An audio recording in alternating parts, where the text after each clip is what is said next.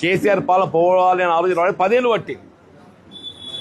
ఇవాళ రేవంత్ రెడ్డి గారి ఒక పాలన పోవాలని ఆలోచన రావడానికి 2 ఏళ్ళే సరి. ఆయన 10 ఏళ్ళు పట్టింది, 2 ఏళ్ళుగా మార్పు రావాలని కోరుకుంటుండ్రు. సరే, ఇప్పుడు ఏదో ఒక పార్టీలతో చేరాల్సిందేనే. ఏ పార్టీలు చేరుతాం అనేది ఏదైతుందో నిర్ణయం మీ ద్వారానే తెలుపుతా అని చెప్పింది నేను. మార్పు రావాలి, కేసీఆర్ పోవాలి అనే నినాదంతో ముందుకు పోయినా. ఇవాళ పరిస్థితి చూస్తుంటే మార్పు రావాలి, రేవంత్ రెడ్డి పోవాలని నినాదం వస్తుందని చెప్పంటారు. పరిస్థితి ఆనాటికి మార్పు చూడండి అంటారు మీరు.